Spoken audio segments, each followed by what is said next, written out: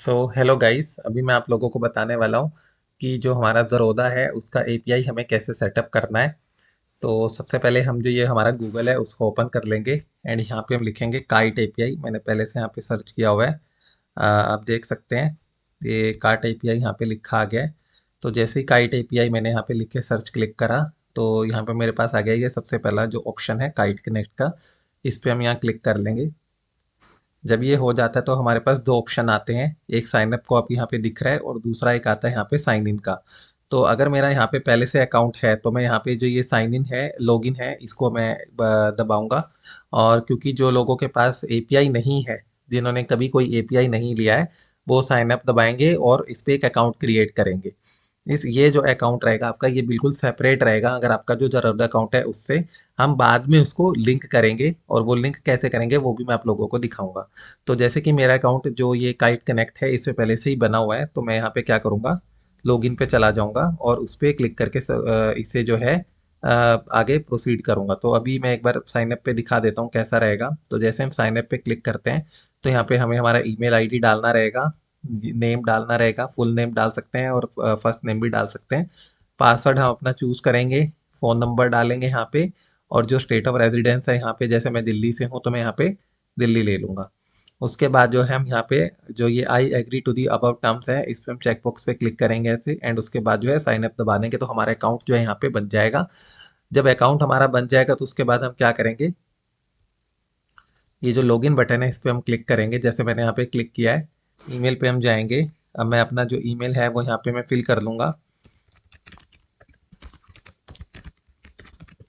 And जो password है उसको हम यहाँ पे डाल देंगे। तो जब ये चीज़ें हम कर लेंगे तो आप देख सकते हैं यहाँ पे मेरे पास आ गया है। तो ये दो एपीआई मैंने बनाई थी, एक मैंने कैंसिल कर रखी है एंड जो दूसरी है वो पर्सनल के नाम से मैंने यहाँ पे बना रखी है एक्टिव एंड उसकी एपीआई की भी यहाँ पे मुझे विजिबल हो रही है। तो कैसे बनाना है मैं आपको फिर से दिखा देता हूँ। हम क्रिएट न्यू में जाएंगे, क्रिएट अ न्यू ऐप यहाँ पे लिखा आ जाएगा। जब यहाँ पे आएगा तो हमारे पास यहाँ पे दो ऑप्शंस आते हैं, एक आता है कनेक्ट, दूसरा आता है पर्सनल, तीसरा पब्लिशर। तो ये जो थर्ड वाला ऑप्शन है पब्लिशर, इसे हमें यूज़ नहीं करना है। जो पहले दो हैं उन्हें ही हमें यूज़ करना है। तो जो पहला वाला है कनेक्ट, इसमें हमें 500 रुपीज़ देने होते हैं और 30 डेज के लिए वो वैलिड होता है।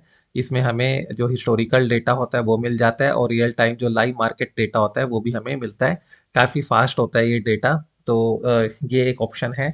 दूसरा है पर्सनल एपीआई। तो जो अभी मैं आप लोगों को जितने भी लाइव डेमो मैंने अपने यूट्यूब चैनल पे अपलोड किए हैं उसमें मैंने ये पर्सनल एपीआई ही बनाया हुआ है, तो उसको हम सेलेक्ट कर लेंगे। हम यहाँ पे ऐप का नाम कुछ भी रख सकते हैं। जैसे मैंने पर्सनल है तो पर्सनल ही रखा है, आप चाहें तो अपने नाम पे भी रख सकते हैं या माई फर्स्ट ऐप भी रख सकते हो। तो जैसे मैंने यहाँ पे दिखाया, मैं रख लेता हूँ यहाँ पे एल्गो ट्रेडिंग। ठीक है। और जो मेरा क्लाइंट है ज़रोदा क्लाइंट वो यहाँ पे एंटर कर लेंगे, जैसे RDC 232 है वो हम यहाँ पे एंटर कर लेंगे। उसके बाद ये लोकल होस्ट है तो ये हमें क्या रखना है, तो मैं आपको अपनी पुराने वाली जो मेरी बनी हुई है वहां से मैं आप लोगों को दिखा देता हूँ कैसे कैसे है। तो पर्सनल मैंने नाम रखा था तो वो रख लेंगे एंड ये हमारा रीडायरेक्ट यूआरएल है तो ये हमें यहाँ पे कॉपी कर लूंगा मैं। और पोस्ट बैक यूआरएल हमें ब्लैंक रखना है, उसमें कुछ भी नहीं डालना है। वापस से ऐप्स में जाएंगे, क्रिएट न्यू ऐप दबाएंगे, यहाँ पे पर्सनल लेंगे, नाम डाल देंगे ऐप का, जैसे कि मैं डाल देता हूँ एल्को ट्रेडिंग एंड उसके बाद जो है क्लाइंट मेरा जैसे था RDC 232 एंड यहाँ पे रीडायरेक्ट यूआरएल है तो यहाँ पे हम अपना लोकल होस्ट पेस्ट कर लेंगे। पोस्ट बैक हम फिक्स रखेंगे, मतलब कोई चेंज नहीं करना है, ब्लैंक है तो ब्लैंक ही रखेंगे। डिस्क्रिप्शन जो है उसमें हम डाल देंगे यहाँ पे कुछ भी डाल देंगे, my first algo trading API. तो ऐसे मैंने कुछ भी डाल दिया, आप चाहे कुछ भी डाल सकते हैं। ऐप आइकन कंपलसरी नहीं है, इसको आप ब्लैंक छोड़ सकते हैं। एंड उसके बाद जैसे ही मैं यहाँ पे क्रिएट दबाऊंगा तो मेरी ये देख सकते हैं आप एक एल्गो बन गई है, जो एपीआई है एल्गो ट्रेडिंग के नाम से, और एक पहले से मेरे नाम पास है पर्सनल। तो आप जितनी चाहें उतनी एपीआई बना सकते हैं इसमें, ऐसा कुछ नहीं है, काउंटिंग नहीं है। बट एक बार जब ये बन जाएगी तो आपको यहाँ पे एपीआई की मिल जाएगी।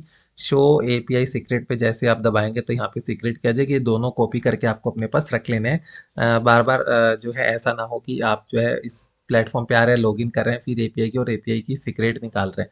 तो ये दोनों आपको अपने पास रख लेना, बिकॉज ये जो है जो हमारा सॉफ्टवेयर एल्गो ट्रेडिंग का उसमें इनकी रिक्वायरमेंट रहेगी। तो ये दोनों चीज़ें जो हैं कॉपी पेस्ट करके आपको अपने पास कहीं सेव करके रख लेनी है। अभी मैं क्या करूँगा, फिर से माई ऐप्स में जाऊँगा क्योंकि मेरे पास ऑलरेडी एक बनी हुई है तो ये जो ऐप है मुझे ये डिलीट करनी है तो हम इस पे जाते हैं एंड देखते हैं क्या पे यहाँ कहीं पे कोई डिलीट का ऑप्शन है, तो आप देख सकते हैं डिलीट दिस ऐप लिखा हुआ है। इस पे हम क्लिक करेंगे और ये जो आई अंडरस्टैंड लिखा है इसको यहाँ पे टाइप कर देंगे।